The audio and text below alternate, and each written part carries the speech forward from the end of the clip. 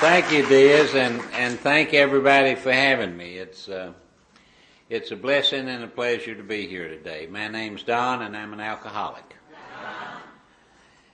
And, speakers always say that we're grateful to be wherever we are, and we are. But with me, and I expect most of us, it's not just a courtesy. I'm grateful because I'm not apt to take a drink on a day when I've got an obligation to talk to a bunch of wonderful folks in Alcoholics Anonymous. And I've been blessed with knowing, no, I've been blessed better than that. I've been knowing with realizing. In sobriety, words have become very important to me because I've noticed that things tend to become what I call them. And all my life I had used to know and to realize interchangeably with one another something, with one another. You know, if I knew something, I'd say I realize that. And it finally occurred to me several years ago that the word realize is a form of the word real. And when I realize something, it has become real inside me, and that's so different from just knowing it. The things that I've known for 25 or 30 years that I had not realized. So what I'm getting at is that God has been kind enough to me to let me realize that I really am only sober a day at a time. By the grace of God, my sobriety date's April the 9th of 1981. And I can remember in early sobriety, I would sit around and listen to some old fool that had been sober so long, been dry so long, he was a fire hazard, you know.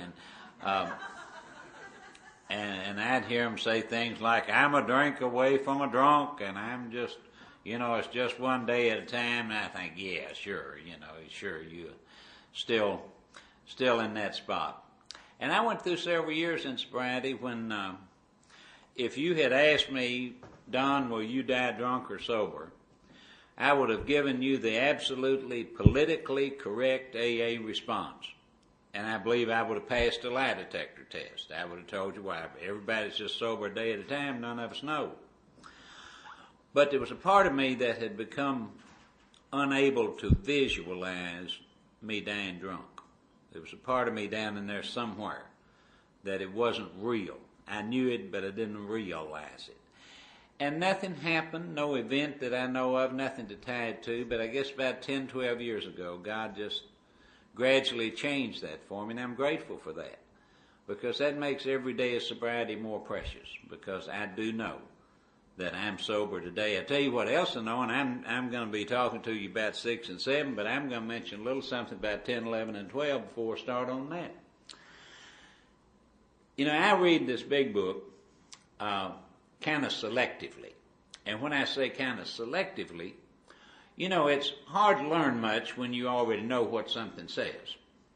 Real hard. Kind of like it's hard. Then the instructions don't do you much good when you think you're smarter than the people who made the instructions. And I've always had an awful lot of problem with things like that. And I can read this big book and I can know the words exactly. And then all of a sudden, somewhere down the line, I begin to realize, it becomes real to me that those words mean something entirely different than what I thought they meant, than what I knew they meant. I've stumbled through here for years believing that this book tells me that my daily reprieve is contingent on my spiritual condition. And I got to tell you, that was scary. That was scary because I still wake up some days and by my judgment, which isn't any good on anything anyway, at least I do know that, but by my judgment, my spiritual condition is not very good. I get scared, I get feeling like I'm walled off from you, I'm walled off from God, my brain gets to spinning. Some mornings it seems like I can't remember the last word I just tried to pray, and I look at my meditation books and can't remember the last word I just looked at. And during the years when I thought that my daily reprieve was contingent on my spiritual condition, that scared me to death.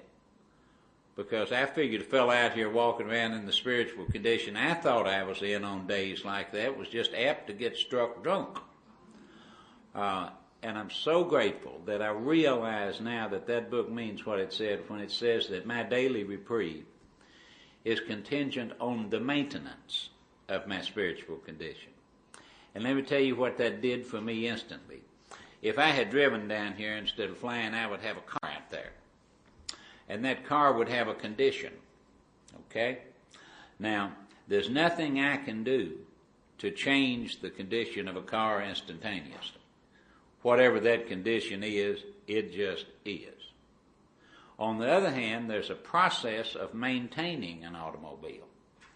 And that is all action over which I can exercise 100% control. So you see, I don't get my daily reprieve based on how I am. I get my daily reprieve based on what I do every day. I can wake up and not feel like getting on my knees, not have time to get on my knees, not want to get on my knees, but make myself get on those knees anyway. I can look at those meditation books when I'm so scattered I can't remember a single word. I can go in my office and be so self-absorbed and so busy with important things that I clearly don't have time to talk to old Joe, who's calling for the 8th time in the last 3 days to talk about the girl. You know, but when Joe calls and they tell me Joe's on the phone, instead of saying, you tell Joe I'll have to call him back later, I can say, put him through.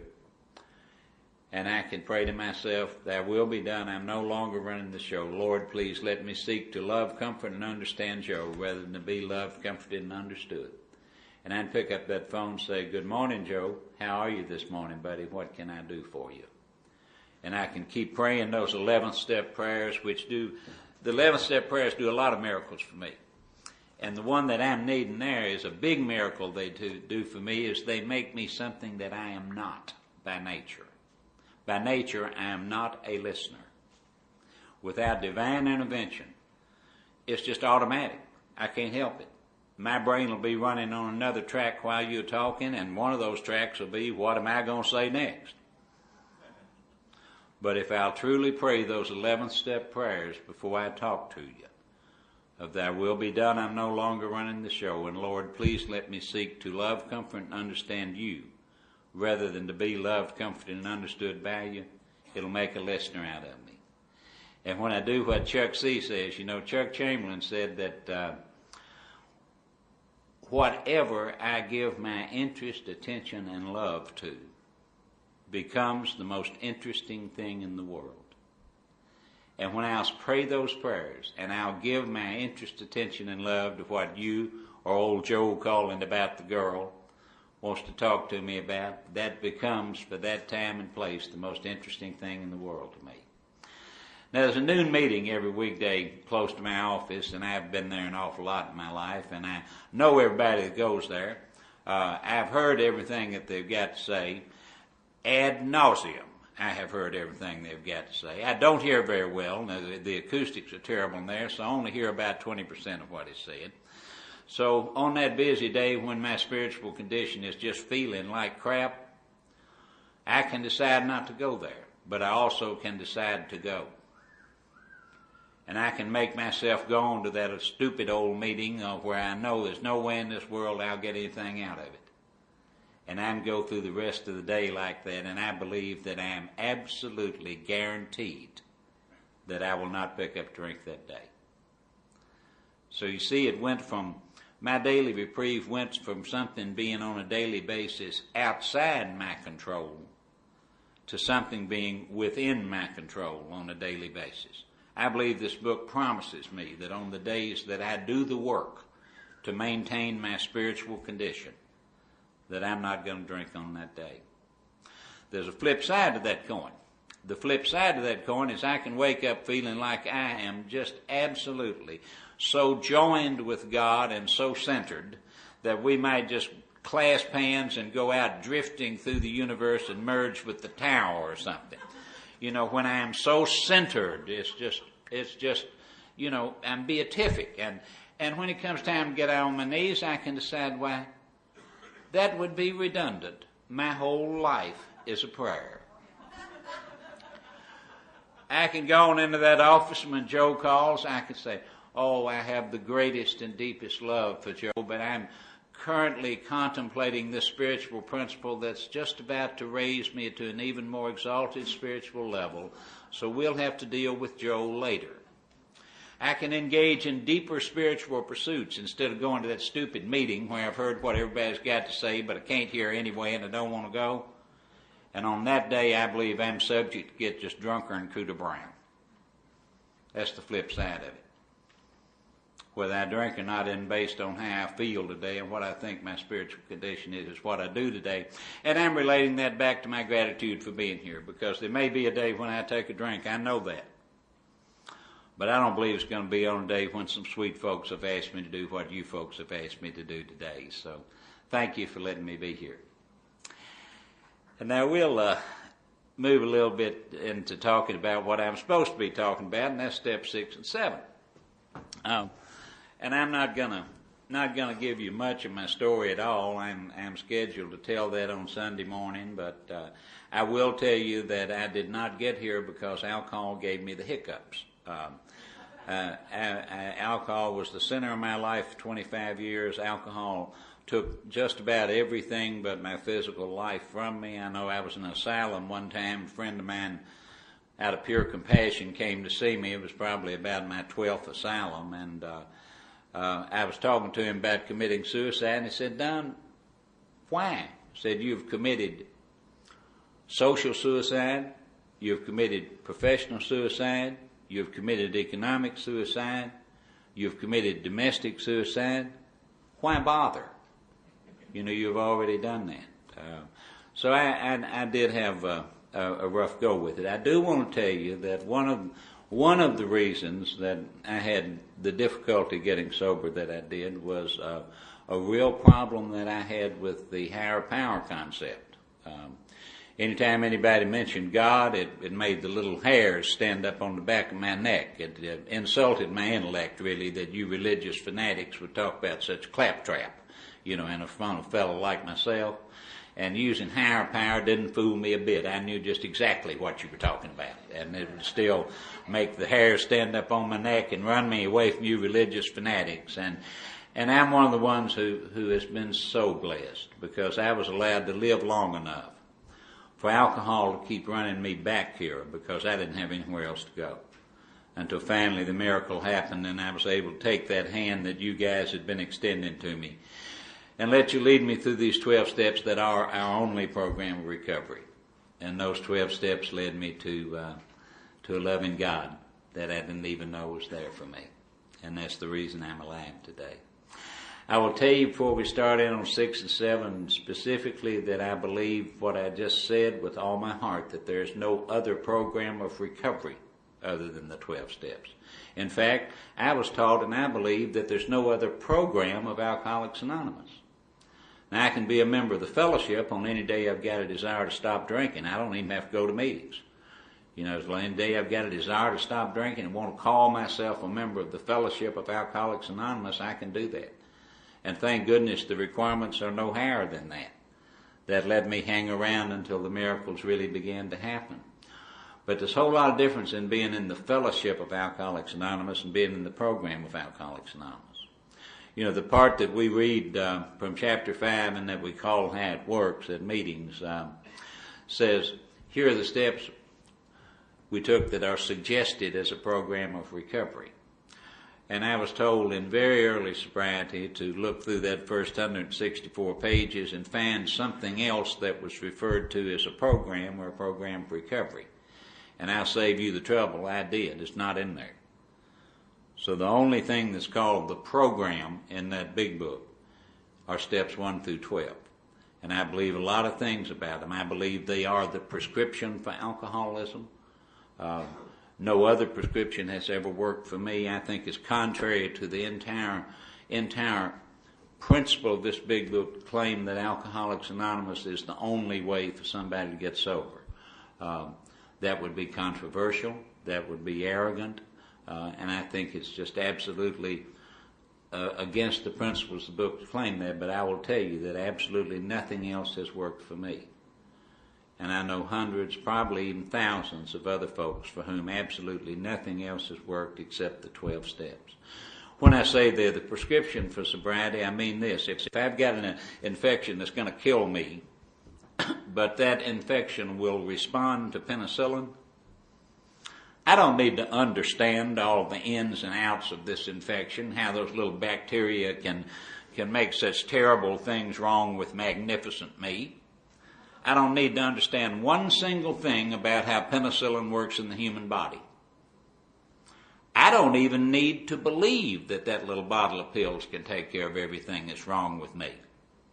And here's the kicker. I don't even need to want to take the pills. If I've got the infection and I take the pills as directed, and when they explained that to me, they kind of verbally underscored as directed, I'll get just fine, thank you. And I believe these steps work on alcoholism precisely the same way. I was told some things about the steps, such as if you weren't supposed to do them in order, they wouldn't have been numbered.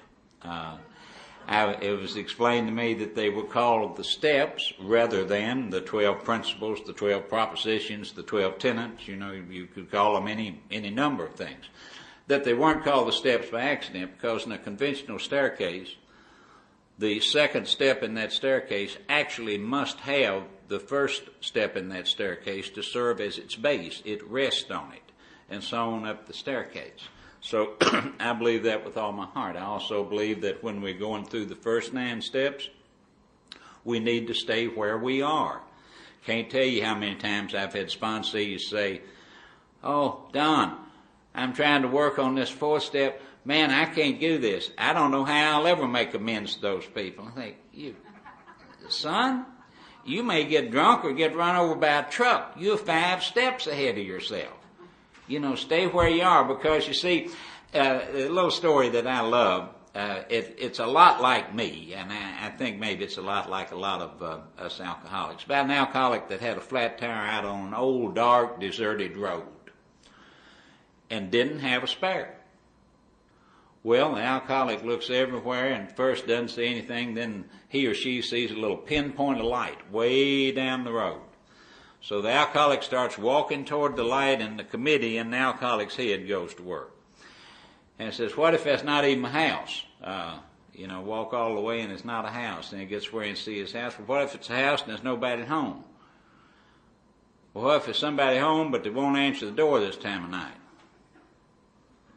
What if they're home, they answer the door, and they don't have a jack? Well, if they're home, they answer the door, and they got a jack, and they won't let me borrow it.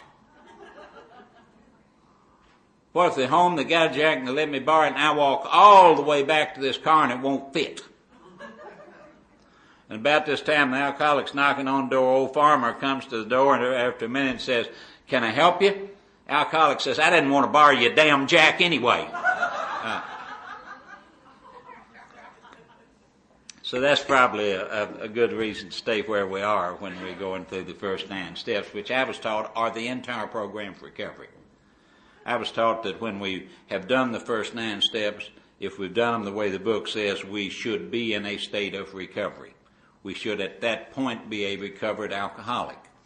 When I got sober, it doesn't seem to be such a big deal now, but when I got sober, man, you had to say you were a recovering alcoholic. It just seemed like it sounded terribly arrogant and so on if you called yourself a recovered alcoholic. I called myself a recovering alcoholic in front of my old sponsor one time, and he said, "Don, that's fine." Said, "Just be aware that the book refers to recovered alcoholics." And by that time, I'd been sober, probably 5 or 6 weeks, and I had become quite a big book scholar. So his name was Cherry Carpenter. So I said, "Well, Cherry, where did they hide that in the big book?" And he said, "Well, the first place they hid it, Don, was in the subtitle of the book." I didn't even know the book had a subtitle. Of course, the subtitle is how many thousands of men and women have recovered from alcoholism. And then he said, then they hid it twice more in the first paragraph to the foreword to the first edition, when they said that with more than 100 men and women who have recovered from a seemingly hopeless state of mind and body, and that the purpose of this book is to show others precisely how we have recovered. He also stopped at that point, pointed out that it did not say that the purpose of this book is to share with others the philosophical truths that somehow transported us to a sublime state of sobriety, but rather to show others the specific actions that we took, which enabled us to reach a state of recovery. Cherry also told me that you only do the first 9 steps one time. Now that sounds a little shocking when you first hear it, but then when you realize that 10, 11, and 12 contain absolutely everything that's in 1 through 9. For instance, part of my morning meditation is that I read the 3rd step prayer, I read the 7th step prayer, and I read a lot that the book has to say about the 11th step. But when I read that 3rd step prayer, in my mind, because of the way I'm sponsored, I'm not redoing my 3rd step, I'm doing 11th step work. That's part of my process of seeking to improve my conscious contact. Same with the 7th step. I'm doing 11th step. In my sobriety, I've done 8 or 10 inventories that look just exactly like a 4th step and follow the big book, pages 64 through 70 exactly. But in my mind, they have not been 4th steps. They have been 10th step of continuing to take personal inventory. Took me about 5 years sober to figure out why Cherry made those distinctions. And he didn't get on soapboxes. That wasn't something that he beat me over the head with. He just wanted me to know that. When I was about 5 years sober, I realized why he was doing that. He knew who he was dealing with. He knew that if he let me be a poor little crippled alcoholic that wasn't like those earth people out there and had to be babied all the time, that 15 years sober, I'd be sitting around the clubhouse playing euchre all day, whining about earth people and how I had to take care of myself. He wanted me to understand that if I'm an alcoholic and that's what's wrong with me and that's all that's wrong with me, and I've done those first 9 steps the way the book says, and then I'm living on 10, 11, and 12 every day, I ought to be as well equipped emotionally, spiritually, mentally to deal with this world on this world's terms as a person who never had alcoholism. So that, and also if he didn't want me thinking of myself as forever recovering, forever mired down in a process with no end. He wanted me to see that I could get to the point where I was okay as long as I continued to do 10, 11, and 12 and the other things that I needed to do to stay okay. Okay. I got sober in Nashville, Tennessee. I had lived on the street for about 1.5 years before I got sober. I had lost my law license. I had lost everything in my life. I'd lost some bodily functions. Thought I was going to die of alcoholism, drug addiction. Everybody I've ever talked to who knew me or knew of me during that period thought I was going to too. When I was 18 years sober, I found out that 15 years before then, when I was 3 years sober, remember, I didn't find it out until 15 years after it was said that same sponsor that I was talking about, Cherry, had told this to a fellow that he and I both knew just absolutely could not stay sober, and had come in to him and said, well, I've been on another drunk, and I know I'm hopeless, I know I'm way too egotistical, I know I'm incapable of being rigorously honest with myself, and I know I've got grave emotional and mental disorders other than the alcoholism, but if you'll try to sponsor me, I'll try one more time to get sober. And Cherry looked at him, put a little chew of tobacco in his mouth, and said, Jim, let me tell you something. Said, if Don Major can get sober, anybody in the world can get sober. And I've never known whether Cherry was complimenting me or insulting me, but at any rate, that's what he said. So I was in bad shape. The miracle happened. I got sober April 9th, 1981, or stopped drinking. My last drink was April 8th, and threw myself into the fellowship, and miracles that I'll talk about Sunday morning happened, and celebrated a year sober, living in an attic in Nashville with no phone, no car, teeth finishing rotting out of my head, was never able to get employed, happier than I'd ever been in my life. At about 1.5 years sober, my law license got put back in order as a pure side effect of doing steps 8 and 9. I'm absolutely convinced that if it had been my objective to get my law license back, I not only would never have gotten it back, I would have died of alcoholism. But when I really and truly was able to act like a person would act, who was concerned only with doing what the book says with 8 and 9 rather than trying to fix me, then the miracle began to happen. See, I can't get saintly enough to feel like that. But I found out that doesn't count. Doesn't make a bit of difference. As long as I will do the right action in the right way, my feelings and my intentions will all straighten out later. But if I fall back into that pit that's nearly killed me so many times, it's nearly killed me sober. Falling back in that pit of, we got to do something to make me feel like doing right so I can do right. I'm back in the pit. I want to tell you, sober. See, that's so ingrained in me that if I wake up in the morning and don't feel like doing what I need to do, let's say going to work, don't feel like doing the right thing, every fiber of my being wants to do something like call one of y'all up and aggravate you. I don't feel like going to work. What can we do to make me feel like going to work so I can go to work? What difference does it make? I got to go to work. What difference does it make whether I feel like going to work? But see, my mind doesn't work that way.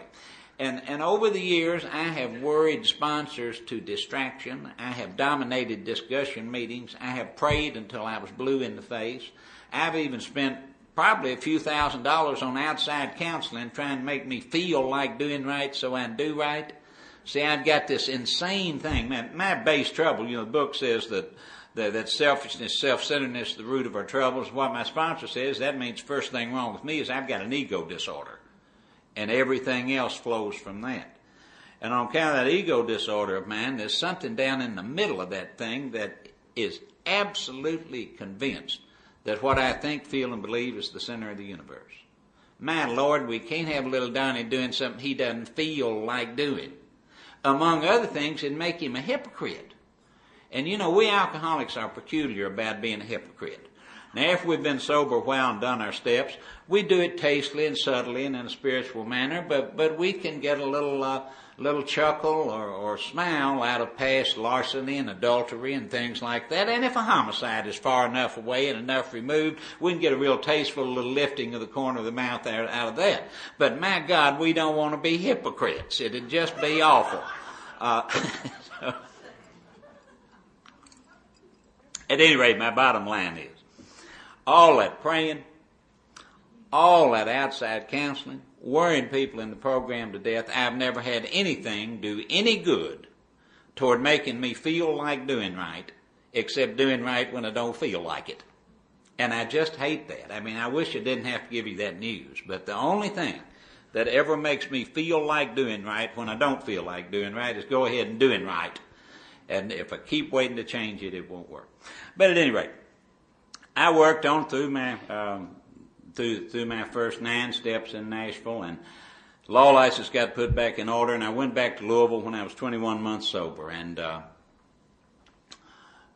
moved back up there with everything I owned in the front seat of a 10-year-old borrowed car. I hadn't seen my only child, seen or talked to my only child in over 3 years. My former law partners, out of just pure compassion, they didn't want me anywhere around them, but they paid 30 days rent on an office, a safe 2 blocks from them, on a little office for me to be there, and 30 days rent on a furnished room. I went back and miracles just started happening everywhere. Second month I was there, by God incidents. I talked at the Kentucky State Convention in front of 2,000 people, and I thought that was bad, but I said earlier that my judgment of events in my life is just almost always wrong. If I think it has no redeeming characteristic whatsoever, if I'll not drink and keep on stumbling in the right direction, it will wind up the foundation of some of the most beautiful things in my life. On the other hand, if when I first see it coming, I think it's the greatest thing since sliced bread, is probably getting ready to try to kill me. I need to not put a whole lot of store in my judgment on events in my life, but that wound up being a real positive event, talking at that conference. People started asking me to sponsor them. They started saying, Don, you say good things. People started asking me to speak all different places, and I started out very early in sobriety talking, a good bit around the country. My law practice started doing fairly well to start with. And first thing you know, I was driving a decent car and I had decent clothes. My daughter, the same month that I talked at that conference, I saw her for the first time. 2 months later, she moved in with me and lived with me all through high school. And and we're dear friends today. She gave me my first blood grandchild back in April, and they were down last weekend, and she's been in Al-Anon 20 years, and we also get on one another's nerves to the point we break the other one out in halves. I don't want to paint this idealistic, unrealistic picture, but we sure do love one another, and it sure is a whole lot better than what I had. And all those things are rolling along. They were rolling along till I was about 9 years sober.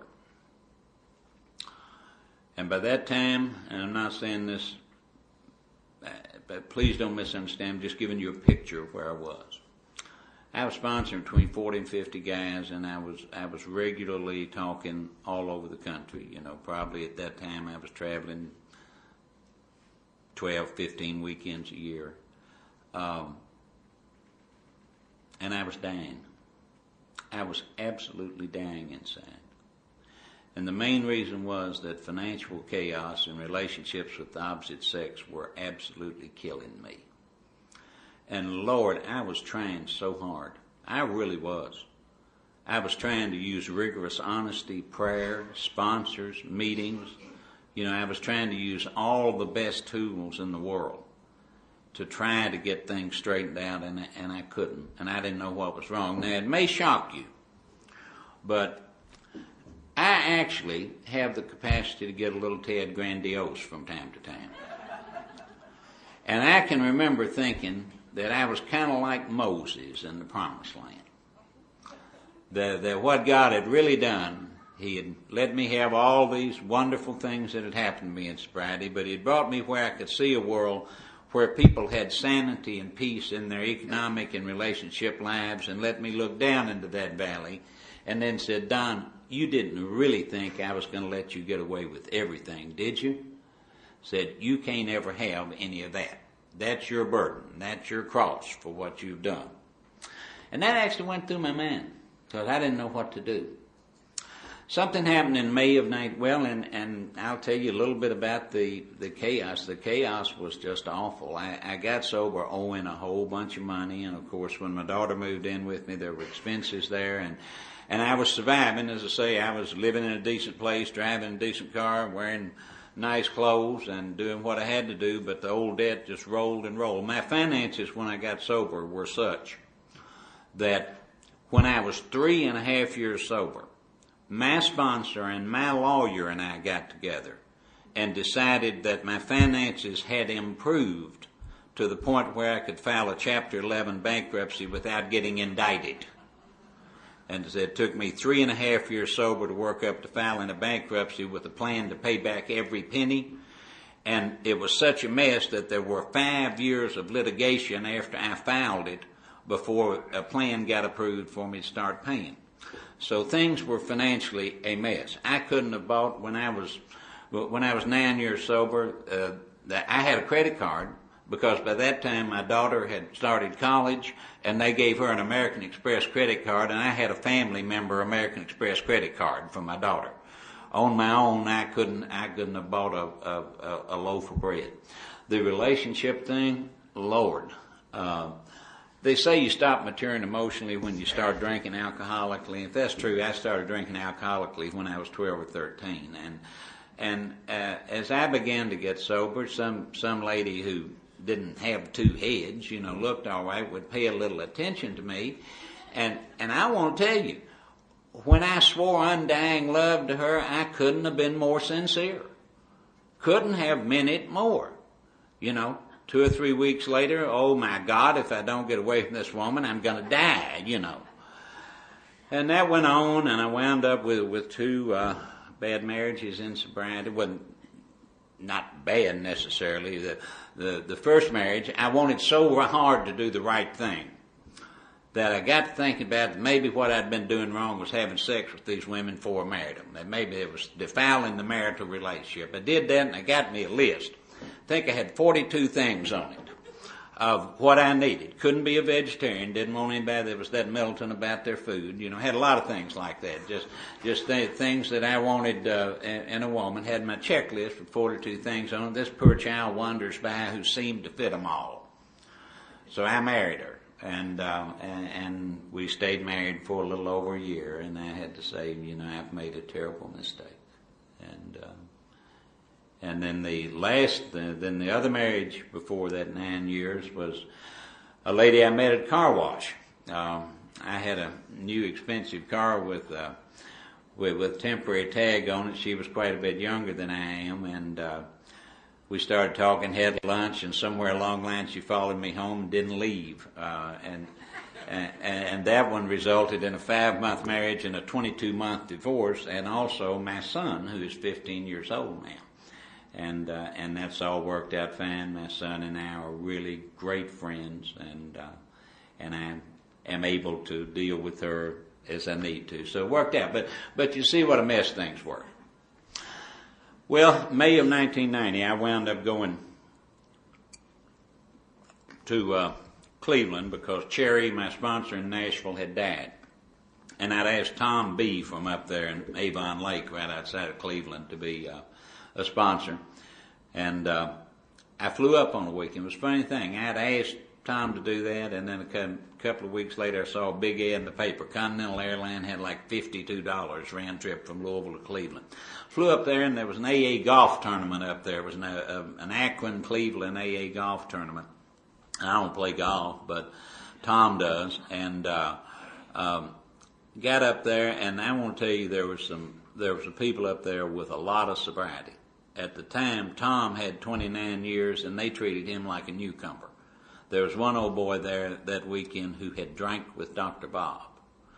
Well, these guys didn't get me out of there. And Tom had told them, said, you know, this is really going to be a hoot. I've got this clown that's a hotshot circuit speaker and all this, and the little idiot's dying inside. So, you know, he's coming up here with his butt on fire, except for sure Tom didn't say it like that. He's too kind and too spiritual, but that would have been the gist of it.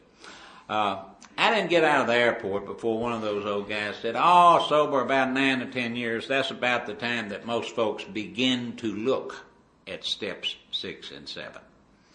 And I can remember thinking, well, you don't know who you're talking about, or, you know, or who you're talking to. You know, by that time I'd listened to probably close to 105 steps, and so on. And let me say this. Sometimes I say that and forget to qualify it.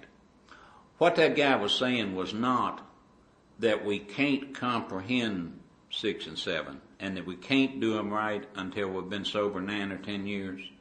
What he was saying was that when most of us blow past it and don't realize what it really means, that it takes about 9 or 10 years for us to run into the brick wall. So, you know, don't get the impression that we can't approach it right earlier in sobriety. We certainly can. That's just when the brick wall seems to jump up out of the ground if you haven't approached it right. And let me say something else about this weekend. That weekend, May of 1990. That weekend is truly a burning bush in my life. Okay? And I want to talk just a minute about burning bushes because I believe that God has let me realize something really important about burning bushes. I have never seen a clearly flaming bush already bursting into total flames. And I don't have any matches to light a burning bush. But what I have got is a set of bellows where I can fan the fire when I see a spark on that bush. What I'm getting down to is that my real awakenings, my burning bushes, my epiphanies from a religious standpoint, are pretty well the ones that I have decided were that. And let me tell you how that came to me. We all know the story about Bill Wilson when he was shaking out the last drunk in the hospital room and he saw something. He saw something. And it's clear when you read that Bill didn't have a clue what he'd seen. Didn't have a clue. Doctor came in the next morning, told the doctor about it, and the way it sounds, it may have been kind of a passing conversation. And the doctor said, I don't know either, Bill, but if I were you, I would hold on to it. And Bill did. And that's the reason we're sitting here today, guys. That's the reason there is an Alcoholics Anonymous. Because Bill Wilson, instead of deciding, well, that was just part of withdrawal, some synapses in the brain, you know, some circuits short-circuiting, Bill said, yes, I'm going to hold on to that. I'm going to let that be a turning point in my life. And Bill got out those bellows and started fanning the flames of that burning bush, and that's why we're here today. So, and the reason I'm saying that's particularly about this, I've often wondered that if when I was flying back from Cleveland that weekend, if somebody on the airplane had said, Don, what has happened to you significant this weekend? I don't know whether I would have said, oh, I've got a new view of step 6 and 7 or not. I really don't. But I do know that events that happened and what I was able, by God's grace, to hold on to and live, that 6 and 7 are what happened that weekend. They are what happened that weekend. It changed my life. What had happened, I had done my 4th and 5th step in Nashville, and I had formed a picture of what a spiritual dawn ought to look like. I think we all do after we do our 4th and 5th steps. And I did what the book says. You know, we don't have, I don't find anything else in the book where we are so specifically advised precisely what to do as we are advised on pages 75 and 76 about what we do when we finish our 5th step and go home and do the 6th and 7th step. You know, it tells us we go home, tells us where to go, says we take 1 hour, tells us how long to take, tells us we get the big book down from the shelf and we review those first 5 proposals, the first 5 steps, make sure we haven't skimped on anything. And then we move on to the top of page 76 where we find every word that the big book has got to say about 6 and 7. It's a little bit less than a half a page. 2 paragraphs on top of page 76. Well, I did that, and by that time, when I did that, it was real clear to me what 6 and 7 were. 6 and 7 were where, with God's help, I had gotten that far. I went to work on me to make me into what I had decided a spiritual dawn ought to look like. Now, let me assure you that this spiritual dawn I had in my head didn't have any of the character defects left that were making my self-centered butt uncomfortable and embarrassing me. So I spent the next roughly 8 years after I did that. It was somewhere around a year sober that I was doing that. I spent roughly the next 8 years praying for God to get rid of those character defects that were making me uncomfortable, were embarrassing me, that I thought were impeding my spiritual growth, that I thought were inconsistent with who I ought to be. And I prayed on that, I'm sure, every day of my life for those 8 years. And I know now that I might as well have been praying for a bright red Ferrari. Because you see, when I'm praying for a character defect to be gone because I want it gone, because it's inconsistent with who I think I ought to be, and particularly if it's making me uncomfortable, I'm praying for my own selfish ends. And the book tells me that it won't work. You can easily see why. Well, it took me 8 years of it to easily see why. You see, I could have quoted the 7th step prayer backwards at that time. I could have sat down at a table with you, and if you'd given me 5 minutes, I would have been able to start at the last word of the 7th step prayer and work backwards back up to the first word. So I certainly knew what the 7th step prayer said, but I didn't realize it. I guess it just, that selective reading of the big book, I guess I just didn't realize that it meant what it said. That prayer doesn't ask God to remove all my defects of character.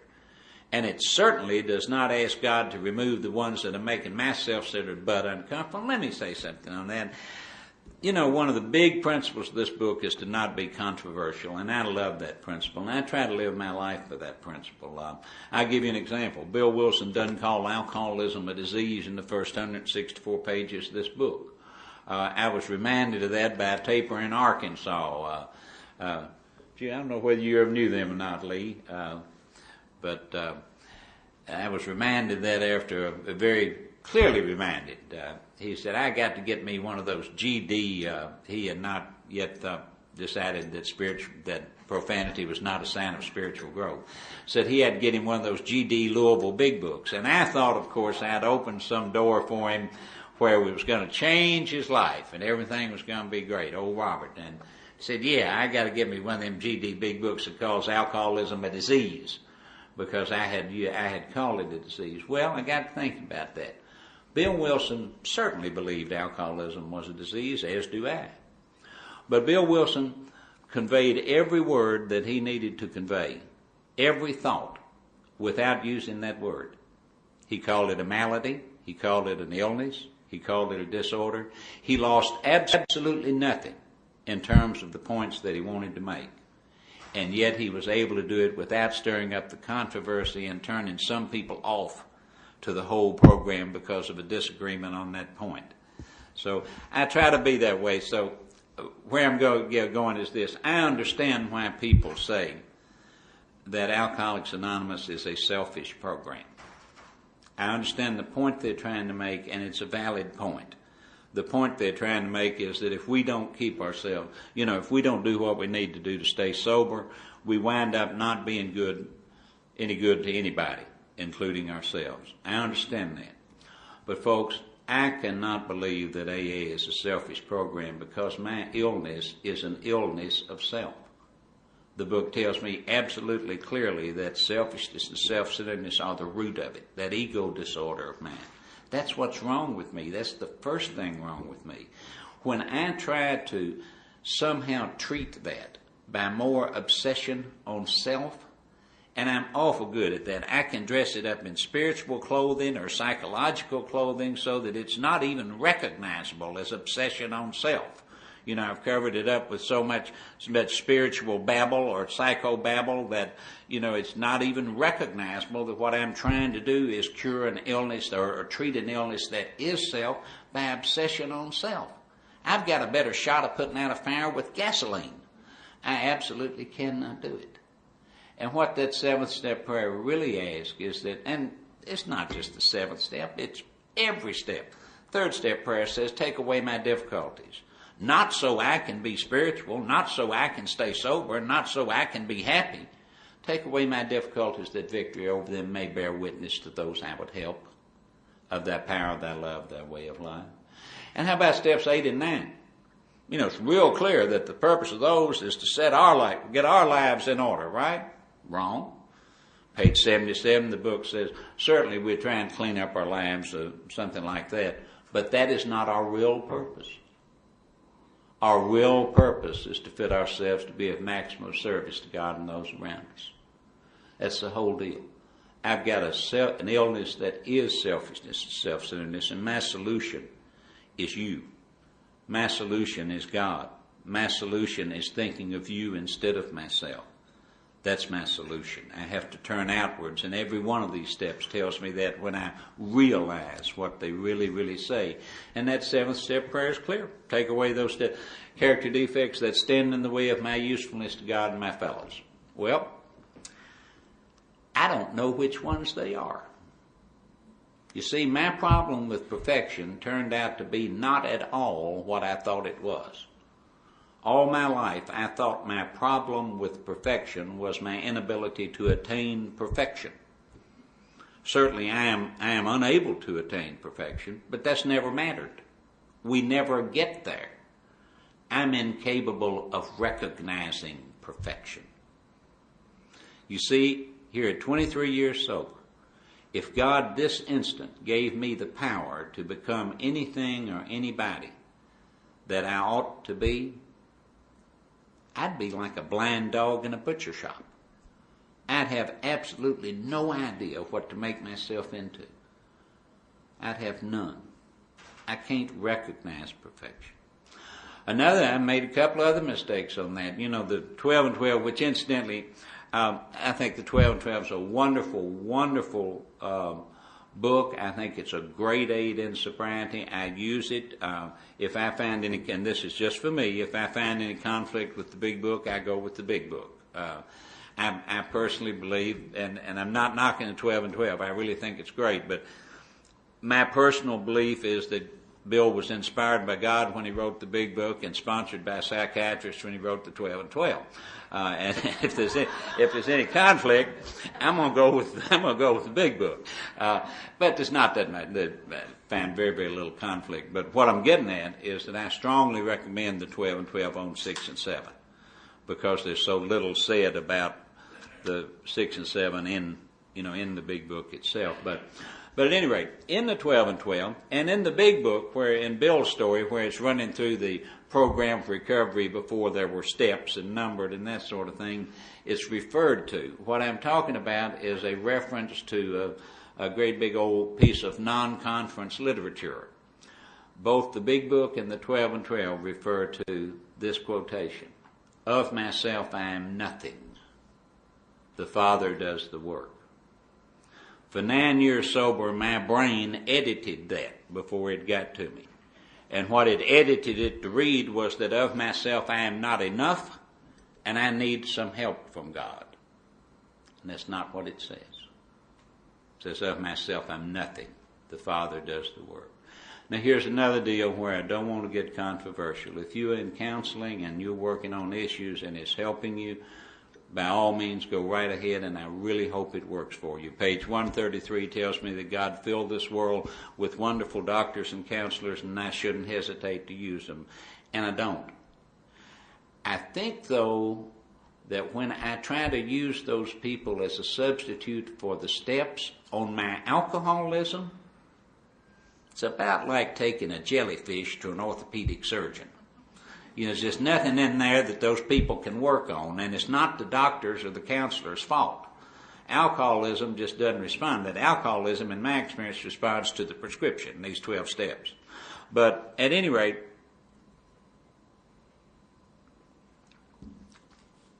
what I was going to say, and I really don't want to offend anybody, but for my personal part, God deliver me, please, from issues.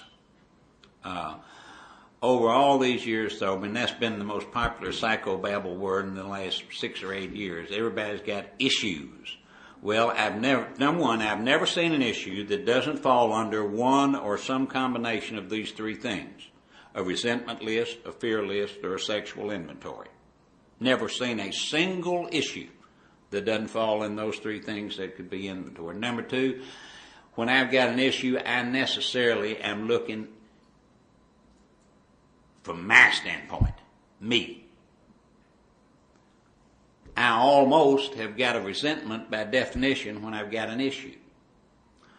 But here's the bottom line. I want to tell you, I've talked to an awful lot of people in the last 20-odd years with problems.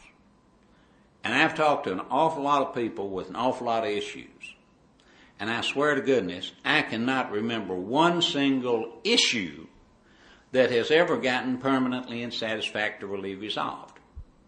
And that's why I don't want any issues. I want character defects, because I've got something that I can do with character defects that work. See, and that's them. Well, I made a mess, but I usually do. And that's the importance of myself. I'm nothing. The Father does the work. Hey, I worked real hard on my drinking. I worked real hard on that, and I didn't get anywhere. And it's been my experience that me working real hard on my other character defects doesn't do any more good than my working real hard on my drinking was. I cannot heal myself. I have things wrong inside me that I cannot heal, and I can't heal them with human help. I've got to have divine intervention.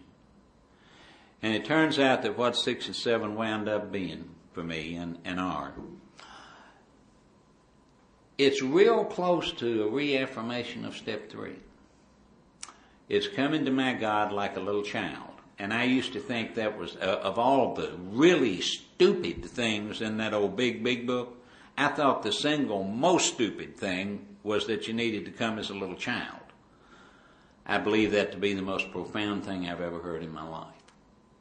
Now, I need to come to my God as a little child, and I need to say, God, Mom, Dad, I don't know what part of me needs to stay and what part of me needs to go. I don't know where we are, I don't know how we got here, and I sure don't know where to go. But I tell you what, I'm going to give up on figuring out this pattern. You see, all my life on my own, without divine intervention, the way my mind works is I want to figure out the pattern so I will know where to start stitching. Well, that's fine, except there's one little problem here. Last December I turned 60 years old, and I've never seen a single pattern in my life correctly. There's not much historical reason to believe that I'm going to see the next one correctly. So I've had it completely backwards. The pattern is God's. That's exactly what the book talks about. The third step, when it says we had to quit playing God, it didn't work. I have to leave the pattern to God. My job is stitching. I was told early on that the only glimpse of God's will I'll ever get is in the absolute right now. I mean, this instant. You know, we all assume that it'll be God's will 5 seconds from now for me to be up here droning on and you all held captive. Any one of us could have a seizure or a heart attack. The lights could go out, fire alarm could go on, wet drunk could come barreling in here raising sand, our airplane could fly into, you know, we could spend the rest of the day coming up with things that could happen that would totally change what I believe God's will is going to be 5 seconds from now. And yet I waste all this time worrying about God's will for 2 hours from now, or next year, or 5 years from now. My job's stitching. There's a little spark of the divine in, I believe, every one of us human beings, and that's the only part that knows God's will. And it only knows it in the right now, and all it tells me is where to take that next stitch. And taking that next stitch when my brain disagrees with that, when my brain's coming up with these patterns and says, oh, that'll be a disaster if we go in that direction. But I know full well in my heart that next stitch, that is the right thing to do, not to lie, that is the right thing not to cheat, that is the right thing for whatever. That's faith for me. I used to think faith was that nice, warm, fuzzy feeling that God's got me in the palm of his or her hands and everything is okay. That's not faith. That's the reward for faith. That's the reward for that really scary, difficult thing of taking that next stitch in the right place when every part of your humanity. And for me, you know, the enemy of the right thing, when I first got sober, I thought the enemy of the right thing would usually be things like greed and lust. Maybe 1% of the time. The enemy of the right thing is fear. And the biggest enemy of the right thing is the fear that I'll look bad. And I believe that's true of a lot of us alcoholics, is fear that I'll look bad. But that's the enemy of the right thing. That's when my brain is going, usually. And so it turned out that that's what I needed to do. Now, I don't read a lot of things other than, you know, it's basic AA material, you know, as far as recovery goes. And I'm not proud of that, and I'm not against that. I've got sponsees that have got libraries of, you know, all sorts of spirituals. I've got one sponsee who I just love to death, and he's always had a problem with materialism. So he decided that he was going to get rid of materialism. I swear this is truth, and he's told me I could tell it anywhere. It's Billy H. from Louisville. So Billy decided that he was going to get materialism out of his life. So in the following 30 days, Billy bought $1,800 worth of books on how to get out of materialism. Okay? But at any rate, Cherry always said that as soon as he mastered the big book, he was going to get into all the rest of the stuff. And I guess I kind of take that view, and I hadn't mastered it yet. So I stick with the big book. But there's a title of a book out there that I love. I've never read it, but I love the title, The Spirituality of Imperfection. Because I want to tell you something. Not only in the last 14 years, since that weekend in May when I began to look at 6 and 7 a different way, and you know, the 12 and 12 says this is the step that separates the adults from the children. This is the step that weeds them out. And when you really read what the 12 and 12 says on 6 and 7, what it's talking about is getting rid of that self-determined objective, regardless of how spiritually we have dressed that up, for the perfect objective of God, which we can never know, which we can absolutely never know. But going back to the imperfection, when I first got sober, and I didn't have a spirituality. I called myself a humanist, if that can border on any kind of spirituality, before I got sober. But when I began, and by the way, spiritual awakening, never been a mystery to me. It means literally what it says. I'm now awake to spiritual things. I was comatose to them.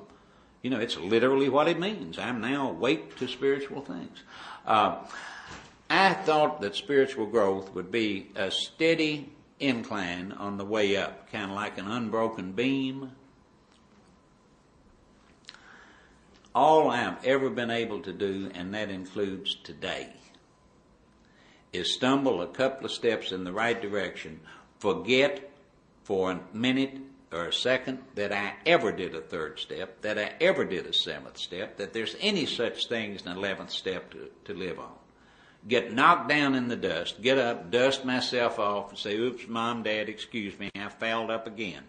And stumble another couple of steps in the right direction, get knocked over again. And I want to tell you that right today, there are some days where I do that 100 times. I'm talking about a lot of it. And you know, for a long time, I thought every time that process happened, that I forgot and I got taken over by self and I got knocked down, that it was an interruption of my spiritual growth. But I know now that process is the only spiritual growth of which I'm capable. My God doesn't seem to require perfection from me. He or she doesn't even really seem to require consistency. My God seems to be just tickled to death with persistence, with just keeping on stumbling. You know, there's never been a day, and I'm going to tell you some things about this last 14 years before I shut up. There's never been a day in those 14 years when I have thought that I was doing the 6th and 7th step thing well enough for it to work. There's never been a day when it felt like I was doing it well and consistently enough for it to do any good at all. And I'm going to tell you a little bit about how it's worked. I've been married for 13 years now to a woman that I don't argue with. I don't have discomfort in that area of my life. I've got some psychologist friends that tell me that it's not healthy to have a relationship where you never argue. Well, I'll take my chances. I like it pretty good, you know. And in fact, and this is a joke, but it's not a joke. It's the truth. What I do for a living is I'm a lawyer, and I've been a courtroom lawyer all my life, primarily a criminal defense lawyer. And if I'm going to engage in confrontation and conflict, somebody's going to pay me. I'm not going to volunteer to have my belly hurt arguing with anybody about anything unless somebody's paying me to do it. And with God's help, as far as I know, I haven't raised my voice in or out of a courtroom for 20 years, and that works just fine. But at any rate, if when I was 9 years sober in May of 1990, if my God had said to me, Don, I'm tired of your whining. I want you to make a list of everything you want in every area of your life. And this is not something I'm saying for dramatic effect. It's just simply the truth. And I had made the list of what I thought was the best I could possibly have. And I had given it to God, and God had said something like, St. Pete, I'm sick of his mouth. Give him everything that he asked for. I would have shortchanged myself in every single area of my life. I've had a wonderfully comfortable and sweet marriage for the last 13 years. The month I was 15 years sober, the financial wreckage of my past got cleared out, and it's embarrassing. It's embarrassing. I've got brokerage accounts, I've got retirement accounts, I've got a beautiful home. My cars and motorcycles are embarrassing. And I wasn't aware of changing anything except stumbling so imperfectly instead of having all these patterns that I was going to figure out and make happening, of just trying real hard to do that next right thing, to take that stitch in the right place. Believe me, I would have shortchanged myself in every area. The Bar Association, that when I lost my law license, it was not a quiet thing. It was a public and loud thing. I had always made a lot of racket in my law practice. I made a lot of racket when I imploded, and when I walked away from, or when I was sent away from that, there wasn't a self-respecting lawyer in Kentucky that would have peed on me if I was on fire, and they were right. Tell you, the forgiveness of non-alcoholics, when we are willing to do the right thing, is just the most beautiful thing on the face of this earth. You know, we somewhere get it in our minds sometime that AA's got a monopoly on spirituality. Lord have mercy. Bill Wilson finally was given by God a way to put it so simple that even we could grab hold of a little of it. Spirituality has been the key to life for millennia. You know, just that God gave Bill Wilson a form that let us spiritual retards have a way to grab hold of enough of it to live. But that same bar association, probably 10, 12 years ago, I got a call from what I call one of the silk stocking law firms. And my reaction was, man, I've been caught doing something. And I thought, wait a minute, Don, you're not doing anything. So I called, and they wanted me to sit on a committee there in Louisville called the Attorney Steering Committee of the Citizens for Better Judges. And what we do, we interview people who want to be judges and decide whether they're qualified or not. Last year I was chair of that committee. My story that I was so ashamed of and thought would never see the light of day, I've told at the Bar Association Convention of Kentucky and 3 or 4 other states, and they give lawyers continuing legal education ethics credit for listening to it. They have put me on something called the Masters of the Inn of Court, and I sat there, I think there are 24 of us. I sat there with a judge of the Sixth Circuit Court of Appeals, one step from the Supreme Court of the United States, with the most prominent, richest lawyers in Louisville, appellate judges, state Supreme Court judges, and one little old drunken criminal lawyer. And I want to tell you something, folks. Humanly, you can't get here from where I was. You can't. It's humanly impossible, so please don't misunderstand. I'm not talking about what I've done. All I've done with my life was destroy everything in it. I'm talking about what God has done and what Alcoholics Anonymous has let me contact God and truly has allowed me to find a higher power to solve my problems. I love every one of you. I hope that 6 and 7 can be as sweet and wonderful a thing in your life as they've been for mine for the last 14 years. Thank you.